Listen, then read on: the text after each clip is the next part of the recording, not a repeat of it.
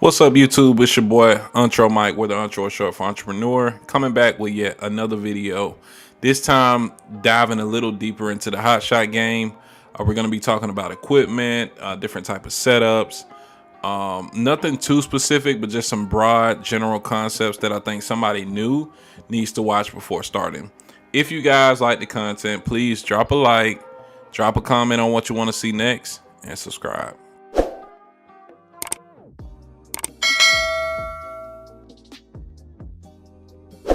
So yet again, we are doing a things to consider type of video. You know, this is tailored towards new entrant. If somebody's in, they can chime in on what you think of this video, drop down some of your expertise and what you've been through as a new venture, just to kind of help out everybody starting out. All of this info is based on prior knowledge and it's not financial advice. And make sure you like the video, man.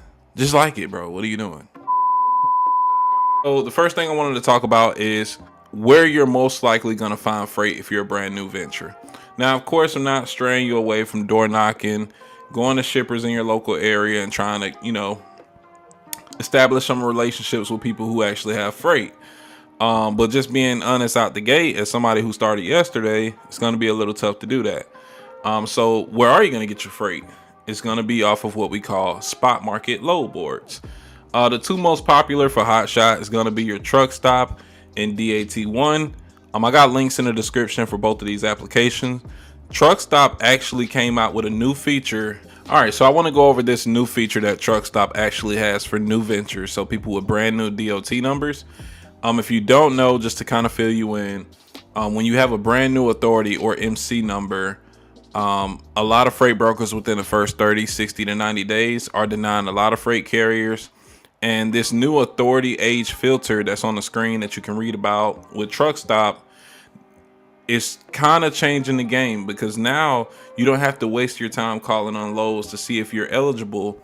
It'll kind of already have an authority age filter, meaning if we look at an example right here, it'll show, authority requirement is 60 days. So you don't call ABC Logistics if you're on day 49, right? You wait till you're at 60 days, boom, you know who you can go for. I really think this is something where DAT may follow suit soon, but they haven't yet. Overall, to get back to the video regardless, Truck Stop is a better load board for open deck freight. It's kind of like where they're tailored towards, whereas DAT is a little bit better for dry van and reefer, or like your cargo van, okay?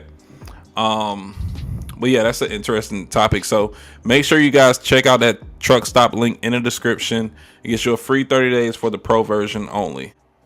The next topic I wanted to talk about was non-CDL versus CDL trailers.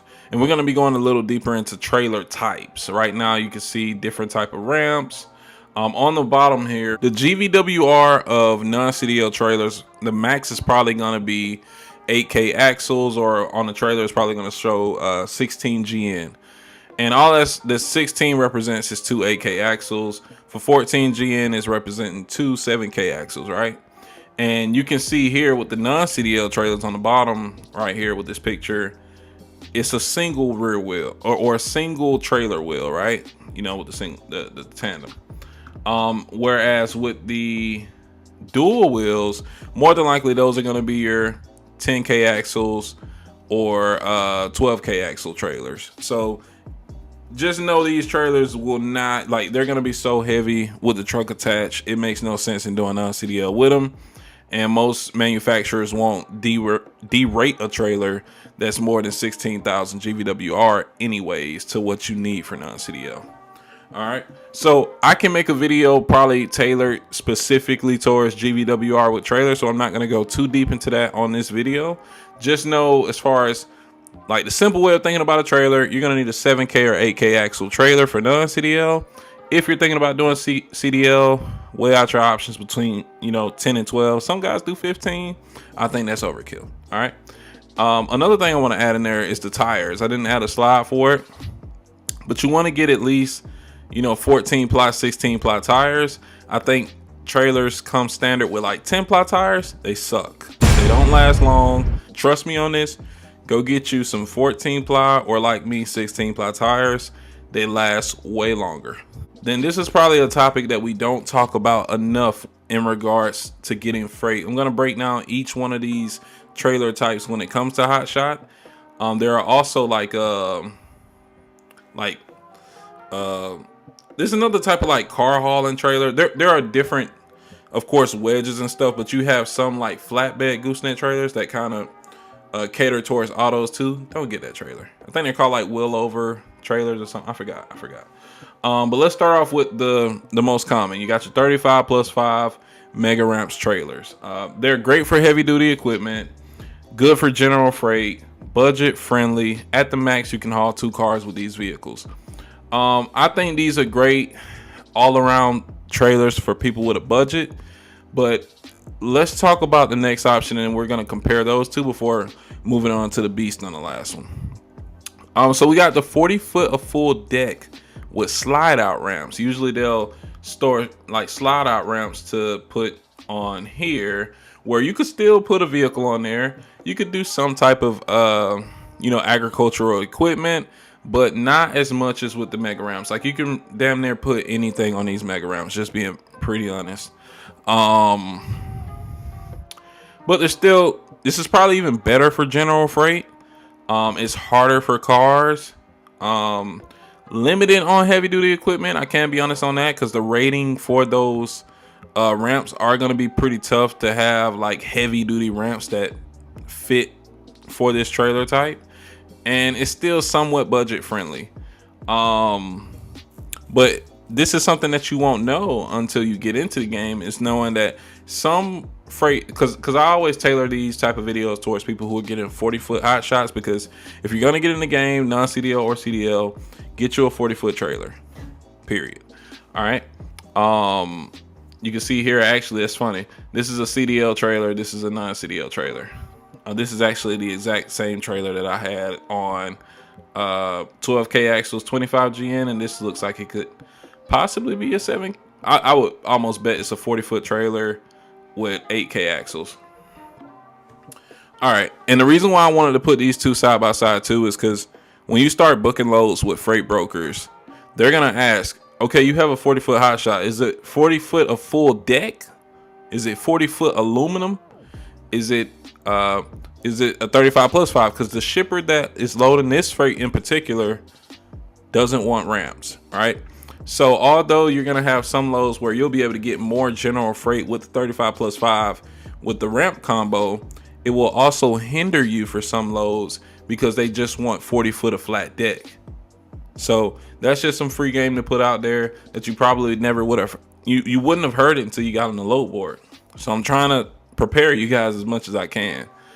And then you got the hydraulic dovetail. This is for the guys with money, honestly.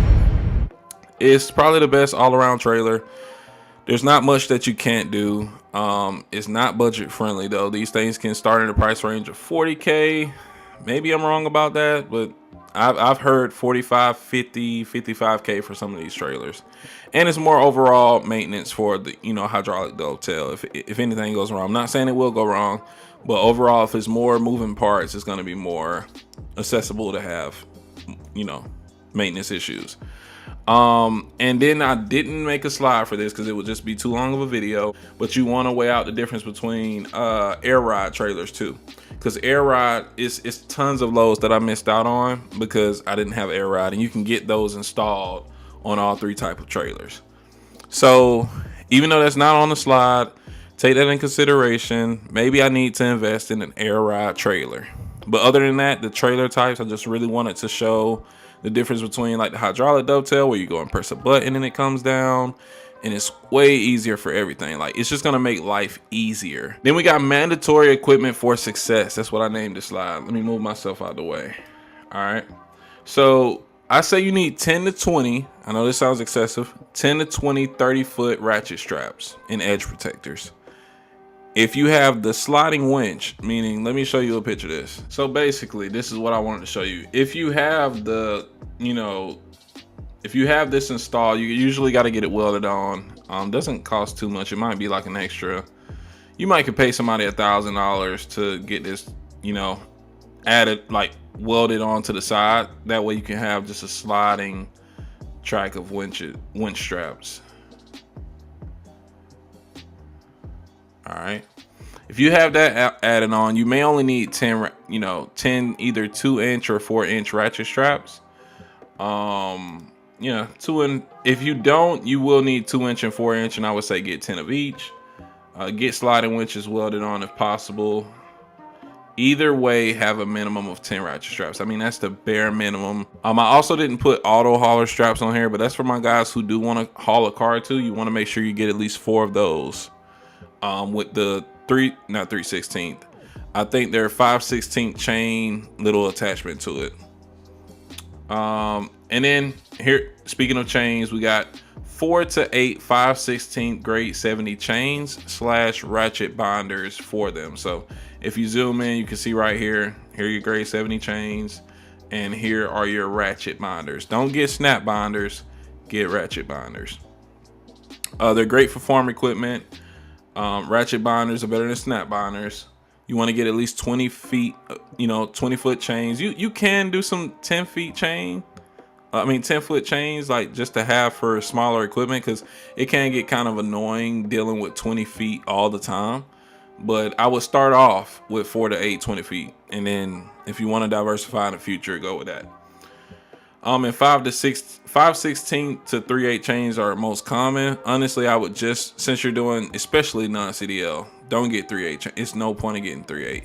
I would, because you're not gonna haul anything that heavy. But if you're going CDL, maybe have 4 and 4, just in case you're doing some heavier loads.